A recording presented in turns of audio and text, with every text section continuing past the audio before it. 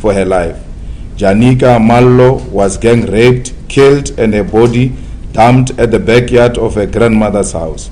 Wine Mkhwechan, a UCT student, took a walk to the post office only to be captured by a 42-year-old male, raped, killed, and buried her in his backyard. More recently, a father hanged dead his 4 children, Ayaka Gianni, and her 3 siblings.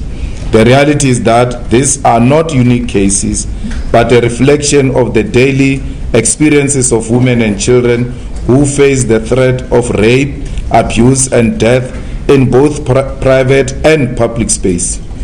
The solution to these problems must lie in fixing our public institutions of law enforcement, the police stations, prosecutors, and judges who care.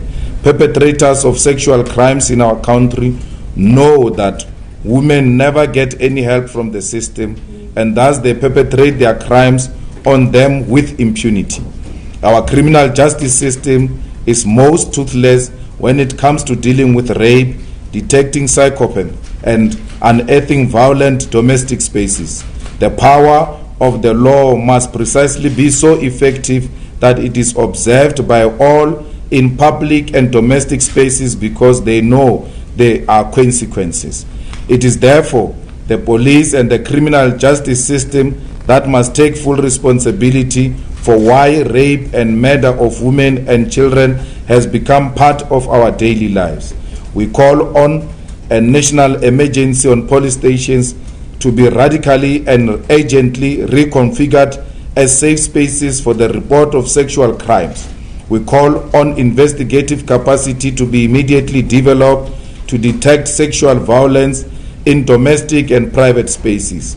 When an efficient police exists who acts with seriousness on reports of sexual violence and child abuse, there will be no one who will defy our laws in any capacity and in any space.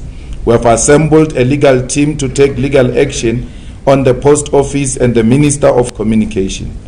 This is because the safety of those who are serviced by the post office is the responsibility of the post office and the Minister of Communication. The killer of Nene was employee of post office, and it is alleged that he had a criminal record and a history of murder. A responsible government and employer should have known this. By employing a person with a criminal record, the minister and the government were assuming the risk of such an incident happening against any member of the public. Advocate Tembega Ngukaitobi will be leading this team, and contact will be made with the family of Nene soon after the funeral. The levels of poverty in South Africa, the rise of unemployment and general hunger has left our people fighting for limited resources.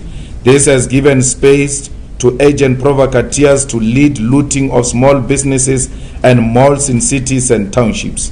This has also been worsened by the misguided program by government targeting the raids of counterfeit goods amongst black people. If the raiding was genuine, how is it that certain malls were not raided by the SAPS? We call on fellow South Africans to stop the violence against other people in our communities. Xenophobic violence will never resolve the problems our country faces because they were never caused by foreign nationals in the first place. Unemployment, poverty, lack of service delivery, and high levels of crime are all created by the ANC government and its bosses in the white monopoly capital quarters. To kill another poor person with the hope that it will resolve your own poverty is a sign of self-hate, and that we live a lie. It is impossible for a poor person to be the cause of the poverty of another poor person. The battle must be taken to the real people who control our lives, the ANC government and big business that have failed to make our economy grow, create jobs, defeat poverty and unemployment. Africa's problem will never be resolved by disunity. Only a united Africa can resolve the problem that have troubled the continent for centuries. We therefore make no apology when we call for African unity, in particular renouncing the colonially imposed borders. The EFF has noted the as noted, the Tito Mboweni, now ANC internal discussion document on the economy as a direct declaration of war against the working class and black people in general. After the ANC conference was openly bought by white monopoly capital, we do not take it for granted that their policy direction is going to be dictated from imperialist Euro-American academy like Harvard University. Mboweni's document seeks the privatization of key assets of the state like Eskom, Transnet and water. It also plans to keep the banking sector outside the control of the state. It is a fact that with privatization always come job losses, casualization and outsourcing.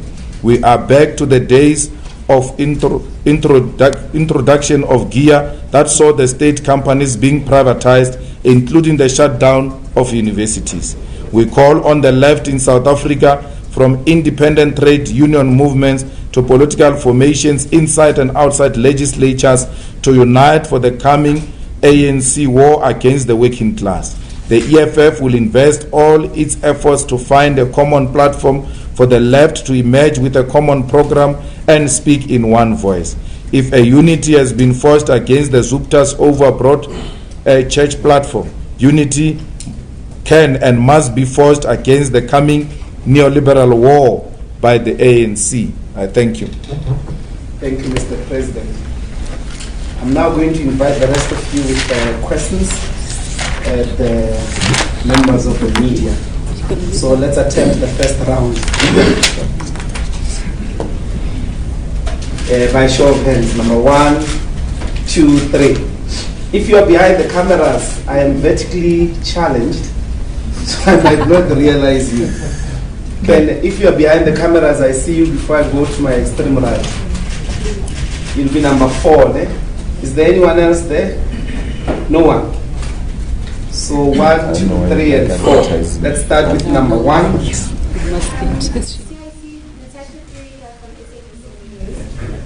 So on Tuesday, the ANC Women's League said that government is lukewarm in regards to dealing with matters of gender-based violence.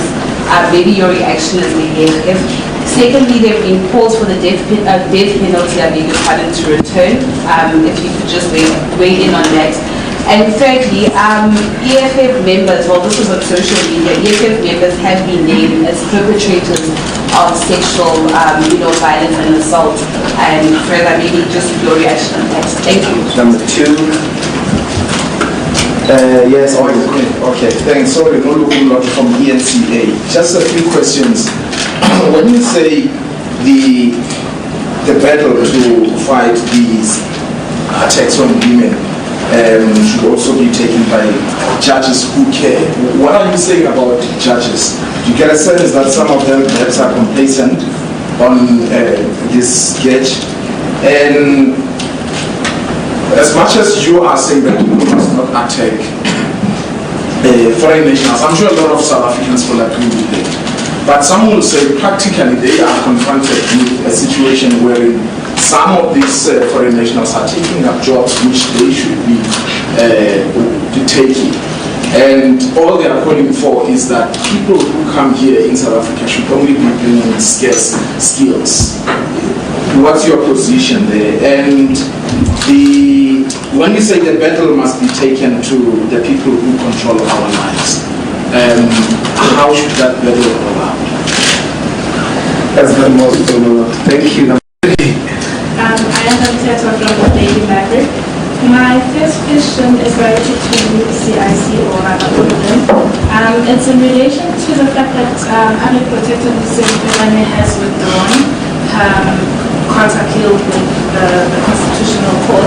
I want to know what are your reactions to that, and why is it that the economic freedom fighters are still pushing for that, even though CitizenAY has withdrawn? Don't you think that maybe it might come across as some people have said that this is being used as a political tool, or you are fighting political battles in this situation?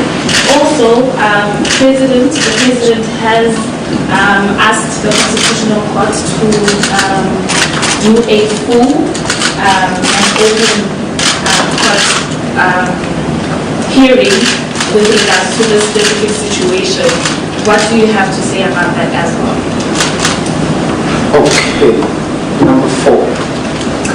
Good afternoon and thanks. It's been such an opportunity for two quick questions to CIC. Media reports this morning reported that the NPA has taken a decision on whether or not to prosecute you for discharging your rifle last year at parties and those operations. At the time, the party said that it was a toy gun and the shot coincided with the sound of fireworks. Do you still maintain the same position? And then secondly, has the NPA perhaps been in contact with you with regards to this particular case as well? Thank you very much.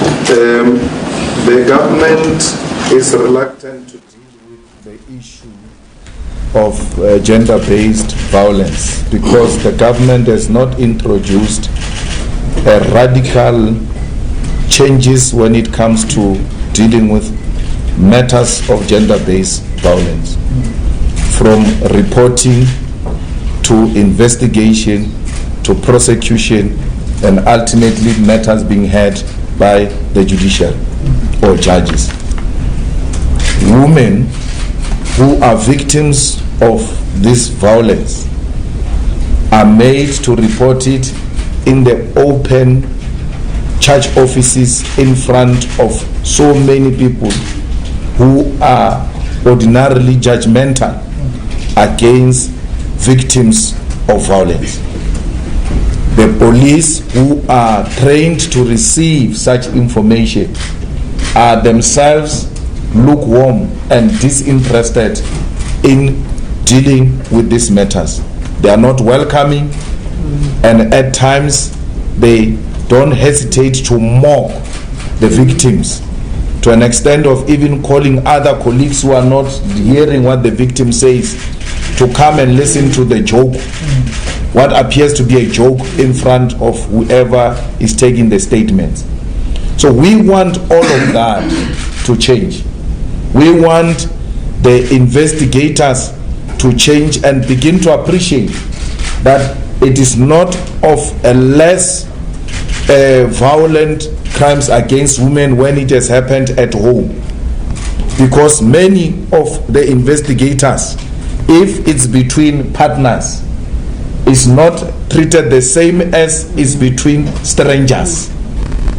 It is lesser when it is people who know each other, even when the research shows that actually the women are victims of the people who are close to them. If someone was to say, my father raped me, my uncle raped me, the first reaction of the police is to doubt. That is not possible. Samuel, come and hear what this person is saying. Do you think it's possible? And you put the victim into a state of doubt. Am I crazy? Why would these people, treat me this way? And as a result, many others begin to just keep quiet and not say anything. Because if they say something, it's either a joke or it's not serious. If you are lucky, a person gets arrested. The following day, that person is there, sitting under the tree, drinking beer. You're supposed to pass there to school, to workplace, and pass in front of a person who is a victimized. From prosecution point of view and the judiciary, we want to make sure that it is not easy to give a person a bail. It must be easy, I advocate Mpofu, to win a case, but it must not be easy to get a bail. Because even at that point of getting a bail, the emotions are still very high. And everyone else says, even at a point when we're all angry, this person was still released. So, where's with me? My story is not very clear. So, imagine if I was to report this person, Yet in the community there is no riot. People are not angry. They do not know my story. It's a very quiet story. It doesn't have attention. Imagine if I report such a person, it's going to be worse than that one who was exposed and the whole community was up in arms, yet he still got a bail. So we want the bail applications to be tightened, and if bail was to be granted, it must be under strict bail conditions, which will not make mockery of the whole system, because we need a system that bites and not the system that only bites, that is seen to be biting, because it is something to bite and it is something to be seen biting. You might bite after 2-3 years when people have forgotten about the case. So when people have forgotten about the case, they don't see the system biting. They want to see the system biting and biting now. So that's what the EFF we are calling about. The members of the EFF who are the perpetrators of gender-based violence, such matters should be brought to us. And we've always acted swiftly. There was one that was reported here in Johannesburg now. During all this situation, we acted. There is a story of Butani, which was in the social media yesterday. But how do we act there? Because a person just sent is it a DM or something, says Butani is known for being to commit rape, assault and violence on women in Polokwane and in Teflop University, and cases are opened. Thobela FM knows about it. We're not given case numbers. We're not given anything. We don't want to act, and the next thing, we are forced to pay a lot of money for reputational damages of innocent people. So we want to act, and we must be empowered so that we can act decisively.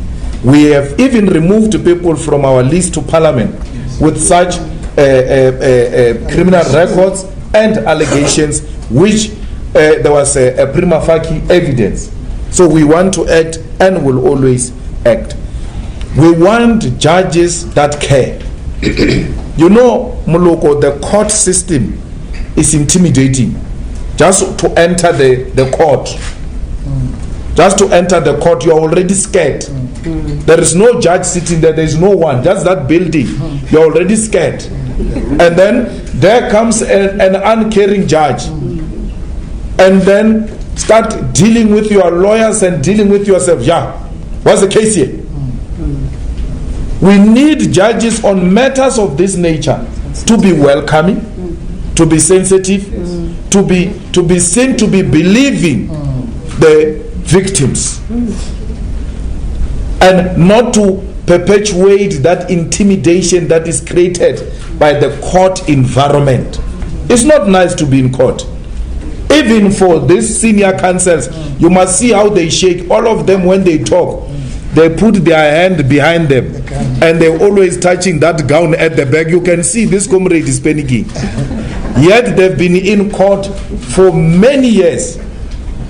A victim of sexual violence goes to court for the first time, and because of that intimidating environment, she's unable to even present her case. All we are saying to our judges, please be welcoming. We are dealing with madness here. Our women are being targeted. War is declared on them. Let's support them. Let the court be a welcoming environment for victims of gender-based violence. There is no one who takes a job from South Africans. No one. They are being offered jobs. They don't take. They are offered. They don't take. The owners, okay, let's start here. The owners of the means of production is white people. When you say private sector, it's a polite way of saying white people. It's a polite way of saying white people. There is no foreign nationals in government. There are no foreign nationals in government. Those cleaners, those DDGs, those senior managers, those DGs are not foreign nationals. There is no government that employs foreign nationals. It is the private sector. Simply put, it is white people who prefer foreign nationals over South Africans. And after employing foreign nationals, they come to you and say, darling, don't you think this borders being let loose like this has led to foreigners taking jobs, and as a result, South Africans don't have jobs? That's what they say. So they instill in that, in us, that no, it is foreign nationals who are taking jobs, when it is them who are giving them jobs. Their own restaurant, because if we can quantify the whole thing, who employs foreign nationals between government and the private sector? Restaurants, retailers, the hospitality in general, the farm workers. Who owns the farms? Who owns the farms? It is white people who employ foreign nationals. After employing them, they come to us and say, don't you think these borders being loose have led to these levels of unemployment? Plenty. This self-hate amongst us. And because we are unemployed, and because we've got government with no solutions to crisis of poverty and widening gap between the rich and the poor, we begin to start believing that. They always tell us who to hate, who to love. They always tell us what is wrong, what is right. So the private sector, the white monopoly capital, must take full responsibility for this mess we are faced with. There is no government here that employs foreign nationals. If they are there, it's one or two there and there. It's not a serious issue in government. The problem we have with the so-called taking jobs is in the private sector. Who is the private sector? Who owns private capital? Is the white minority. That's why even when we are killing each other, a human being is shown on a video hit with a big brick on the head, the rent strengthens. The rent strengthens. Because the owners of capital are happy that animals are at each other. Can you imagine if you have hit a white person with a brick on the head? What would have happened to that currency? Currency is not affected. The animals are at each other. We have successfully made them fight amongst themselves. And we are not affected by that. Capital is happy. We are killing each other. The rent has strengthened. It has never been this strong. In so many months, it is strengthened by black on black violence. When the blacks are killing each other, the rent gets excited. Who owns the rent? Who owns the capital? Why are the owners of capital disaffected by what is happening amongst fellow South Africans, if indeed they are with us in South Africa? Because violence should affect all of us, including the market. So we must not be scared. The battle must be taken to white monopoly capital. The battle must be taken to the ANC. They are responsible for this mess we are confronted with. They are responsible for this mess. So it's not even about foreign nationals. I gave example that they said, when you are in Polokwane and there is a restaurant opening in Polokwane, or there is a project in Polokwane to do roads, the preference must be given to Polokwane residents first. Before you even go far, any economic development must benefit the locals first. Leave foreigners. Can you imagine what's going to happen in Polokwane when there is a road there or a restaurant? All those people can't speak the language of Polokwane. And those customers are like, what's happening here? What is it that we have done ourselves not to deserve these jobs? What are you going to do? You are going to make the Polokwane people hate those people who are working in Polokwane, yet they don't come from there. That is a recipe for violence. You ought to give them preference so that if you go outside, you must say, we have tried you. There is no such a skill. We are looking for a chef who knows how to do prawns or sushi. And there's no such a chef in Polokwane. Because the Polokwane ones, they specialize with pap and meat. And masoja. So we want someone who can do sushi. So we couldn't find. That's why we went outside. It is justifiable.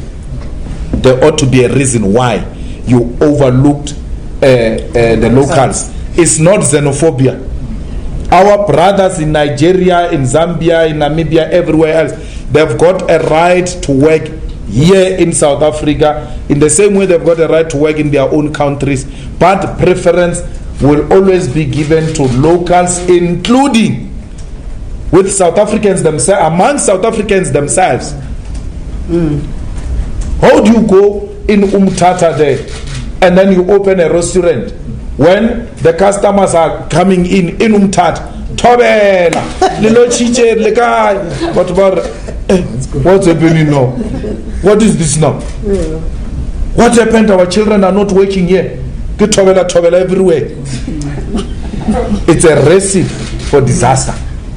Even our laws, when it comes to procurement and employment, say we should prefer locals. There's no apology about that. But private sector of South Africa prefers the foreign nationals so that we can fight amongst ourselves. Wake up, Dagi. They've set this up. They've set us up. They've set us up and they're enjoying. If you doubt, look at the rent. If you are in doubt, how can the rent strengthen when people are killing each other here? Someone is excited somewhere about what's happening in this country. And by the way, those things are not jobs, Muluk. Those things must be done by students, by the way. It must be by the way. Can't talk restaurant things as jobs. You can't talk those retail things as jobs and farm workers as being jobs. We need quality, permanent, well-paying jobs. And in that space of quality, permanent, paying jobs, you can't find any foreign national.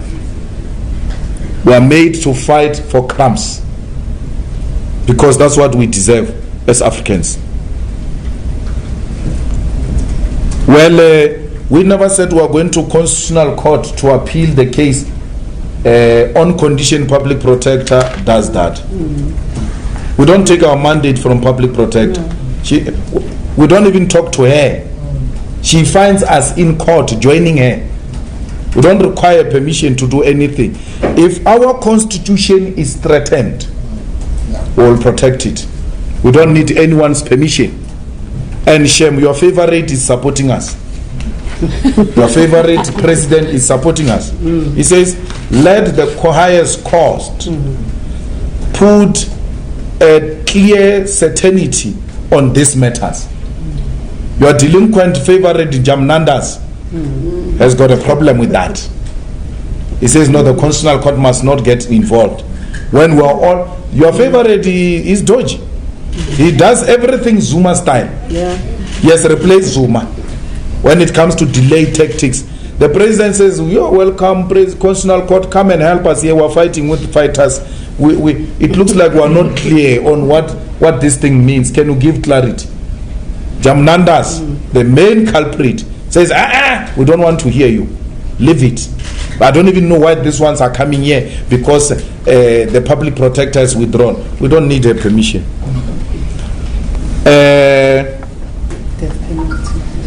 We went to the to Constitutional Court on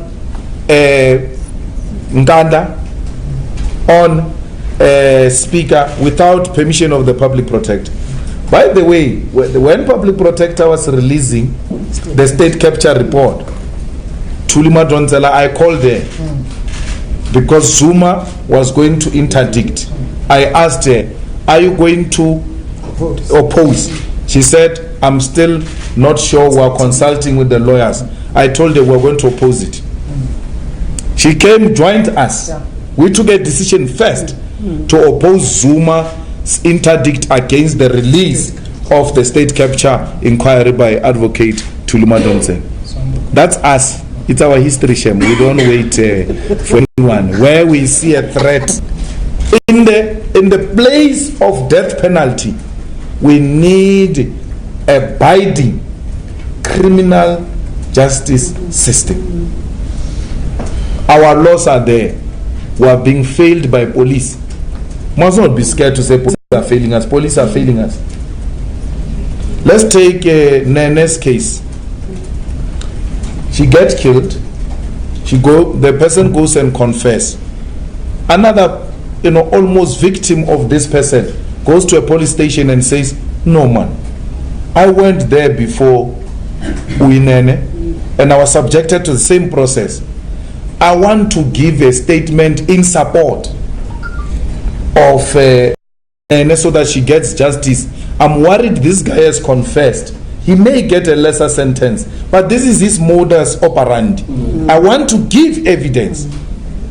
She had to go to police station 3 times on a high-profile case.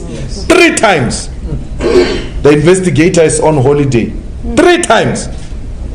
To a point where she had to fight to say, okay, someone must just get a piece of paper. Let me just write something. So I'm here on a high-profile case like this one, where a person wants to become a character. She's not given an opportunity so that we get this man sent to jail forever. They should be to collect everything. They say to her, why do you even worry? Because but a confessed person, judge may be lenient and say no, lenient, he showed remorse, he confessed. We want, and then he's going to be released. And then what? You're investigated for this or that, domestic condoms, we use condoms, champagne, what? It's our life, business class. Business class. Yeah, it's our life, Shem. We don't even worry about this thing. Well, those were the visuals of EFF leader Julius. We'll start with Matiso. I still can't see at the back. And then you'll be number 2 because you have spoken, and 3, 4, 5. The daily method will conclude as always. Number 1. Thank you so much, TD, my dear News 24. I just want to... sorry, this is the final round, guys. Sure. Are you sure you're not betting? Okay. It depends on what you say, so... That's fine. That's it always depends on what you say. What's happening, And then, secondly, I'm trying to process this idea in my head, but Julius, you and I wanted to chat about KwaZulu-Natal EFF. Yeah. And you're worried that they were fraying from the center at the time.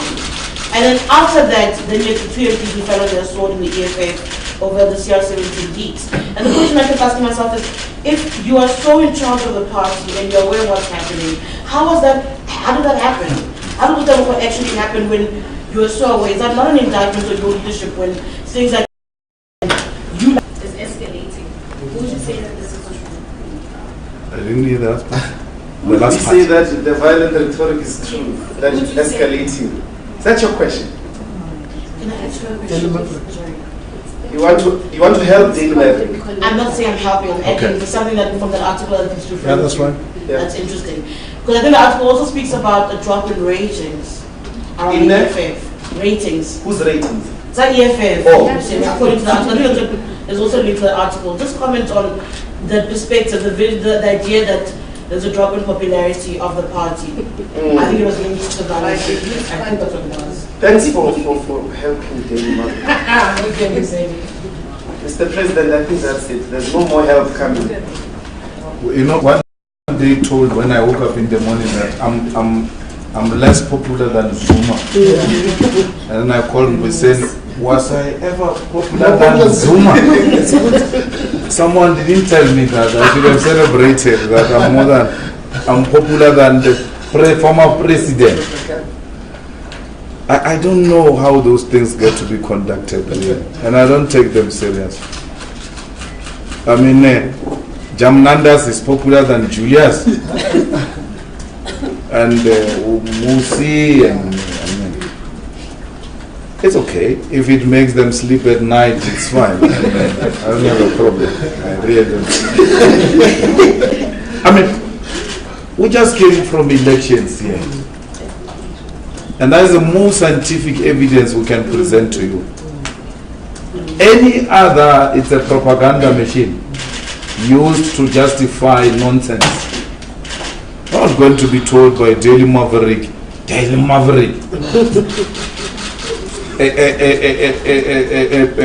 institution sponsored by George Soros. It must tell me whether I'm popular or I'm not popular. No, Daily Maverick can't tell me anything. It takes money from people who are engaged in state capture and regime change projects all over the world. Yes. And I will never stop you from asking me questions or covering me. I've got no such power. But I know who you are. The hand that feeds you controls you. George Soros controls you. And therefore, really, I'm not interested in what you think. You have made the EFF a project, Daily Maverick. You have made the EFF a project. And it's a personal project. And you must know this, you will never win.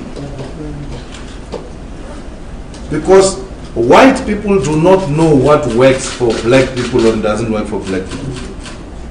They don't know how they can go and influence black people to hate the EFF, which is our 99.999% support base of the EFF. You have no influence at all in our constituency.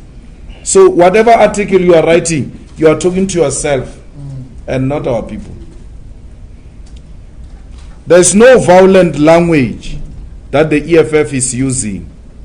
What using a proper, it might not be, necessary now. We're dealing with a very sensitive situation now. And how we handle it, we ought to be very sensitive. And we just call upon our sisters to continue speaking out and speak truth to power. And it can only be truth to power if it's true. They don't need us. We can't tell them how they are going to wage their struggle against a war which is declared against them. They use all forms of weapon to defend themselves. They are hating, they are in pain. So to come and want to pass judgments that the social media platforms are fair or not fair, if we are accused, you all have the platform to respond. The Premier of the Northern Cape, who was named in Durban survivors, he released a statement saying it's not true, and he has since taken the matter up with the police, and he has also returned to Twitter about such false accusations. So we men who are the perpetrators of this violence against women, if you think you are wrongly mentioned with malicious intention, you've got a recourse. Yes. You've got a recourse. You can take action, but to come here and tell women how they need to fight their enemies, the revolution that is going to be justifiable is the one that is directed to white monopoly capital. Will be there. I'm not going to be part of stoning my brother. stone an own brother, and then go from the car and say these people are selling drugs, and then you steal things from them, and then I must come and join that. I'm not going to do that. Someone says on Twitter, no, leave this thing, we want you to be president, this thing is going to cause votes. I'm like, you can go with those things of president. I must be a president of thugs, of criminals who beat up people. When you are done with Nigerians, when you are done with Mozambicans and Zimbabweans and Zambians, you are going to go for Shangans from Guyana. I have to stop you now before you come to me. Now some of us can't even talk your language. They are going to ask us to make certain pronouncements in their language, and we can't pronounce Wow. Back to Limpopo. We are going to be victims. Celebrate and be happy. And say the nonsense you are saying about foreigners and Nigerians. Go on. When they are done, they are coming for you. They are going to say, no, the reason we don't have jobs here is because of these Zulus. They must go back to Natal. We don't have jobs here. Is this Xhosas? They must go back to Eastern Cape. We don't have jobs here. It is this Pedis here. It is these vendors. Back. Because there will be no foreigner to fight. But poverty will remain. Hunger will remain. The inequality will remain. I said the other time, bring all the buses. Let's put all these Nigerians and Zimbabweans in buses. Let's take them back. And let's see if you'll get an employment tomorrow.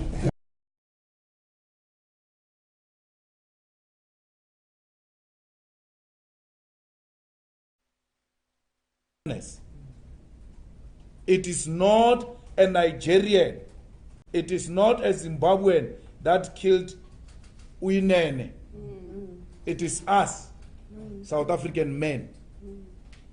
It is us who are committing violent crimes against our women. The problem is with us. Let's solve it.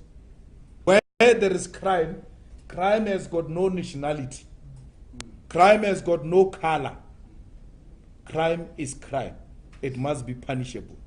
Don't tell me, no, Nigerians must stop selling drugs here. Nigerians must stop selling drugs even in Nigeria. If they are selling drugs. Not necessarily South African drugs. They go all over the continent. No, we don't want them here. If you don't want them here, they are not going to allow South African truck drivers to come into their countries. Therefore, these trucks, even if they are South Africans, they won't have business. Go on, bloody fool. Go on and destroy your own economy out of stupidity. You don't want truck drivers who comes from other nations. These are cross-border trucks. Ordinarily in that business, you get different nationalities. It's like that. It's like that. So why are you engaged in such stupidity? Please. South African men were made to run in Zambia who are driving trucks now. Because they were told our people are being butchered and beaten in your country. Stop it. If you want the continent to treat you properly, stop what you are doing. Stop it. So we are saying to our fellow African brothers and sisters, it's not all of us. Majority of us, we know that we are not South Africans, we are Africans. There's nothing special about South Africa.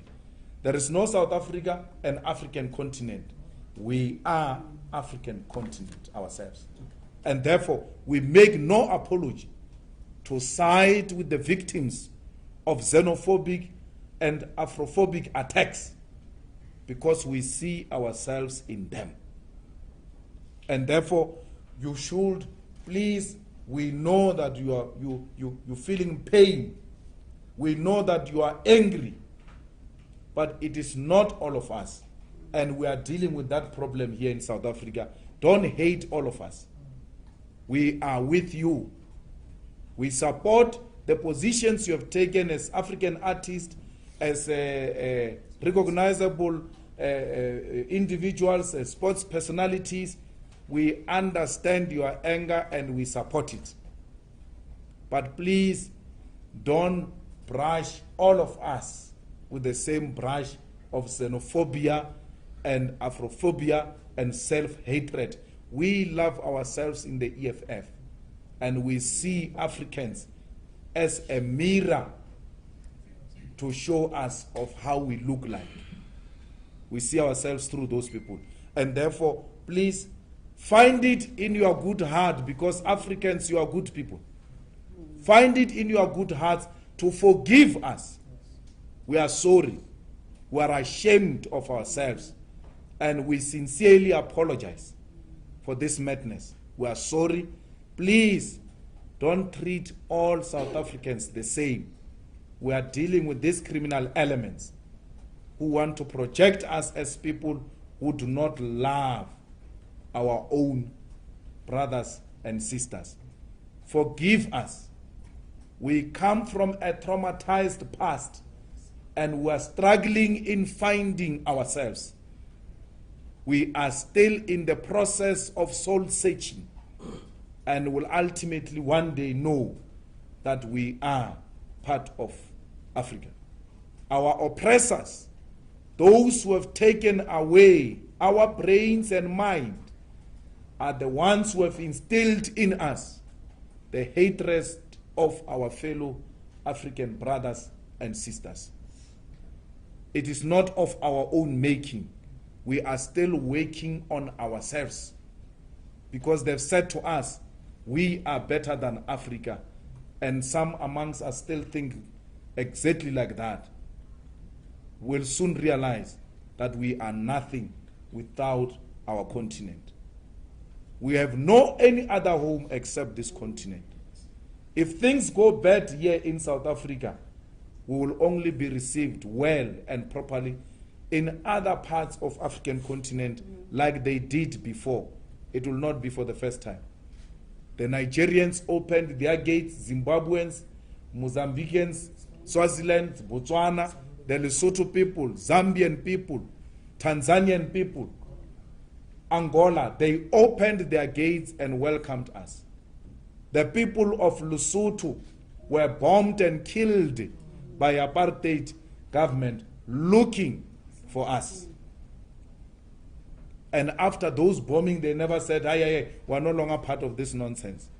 They continued to provide entrance as a frontline states for our guerrillas to come and wage a war against the murderous regime of apartheid. It is our turn now to say thank you to the continent. Instead, we're eating now, and we've forgotten where we come from. You must do a thorough soul-searching, South Africans. You will realize that your acts are unacceptable. Money to the two EFF people. I'm not a Holy Spirit one. Holy Spirit. I know everything that is happening in the EFF political. Mara urmang udyang kaile bumang ban na kurtsi. Leta bala to bucha ka me jole is khalo urmang jola le mang. I only know politics. Abantu ba rekwa. They don't do that in the open. They don't do that in the. It's a secretive thing. It's a secretive thing. And as a fair, we still have inside. Have they come forward? No. They are refusing to come forward. Because they told us, the ones who have given the money, that. Like Julius, what? So the ones who gave the money said to you that they're more with the EFF? Yes. And then there's no way of knowing. 500,000 people. No, we know the EFF membership is very big. Don't allow the enemy agents to divide you. They say to you, it's not only that two, there are others, and they don't give you anything to support what they are saying. All you do is to receive and wait for the right moment. So, because if we're going to take what the enemy agents say, we'll start seeing ghosts everywhere. And then we'll destroy our own movement through information peddling and lies. Where we continue to make a call internally that please come forward, because it's much easier that way than to deal with you through the EFF internal discovery process. We're in politics, and in politics, intelligence work, information gathering work, and they don't always use formal channels. They use all types. They always want to know the strength of the other side. And you do that through infiltrating, through buying of people, through tapping offices. From time to time, we sweep EFF offices because we know that it is possible. Wena plus. You must be very happy. Oh, there's the to this perpetrator-friendly environment. And so the issue of expanding the register, making sure that all gender-based violence and sexual offenders are actually published regularly. We even made recommendations to them, President, that they should use social media more often the way we do. We made an example with one of the, paid TV company that uses WhatsApp for you to report cases. Why can't the police do the same? Why can't the rest of them? So yeah, we did raise that issue firmly, but we also raised it sharply, like I said, with the Gender Commission, not just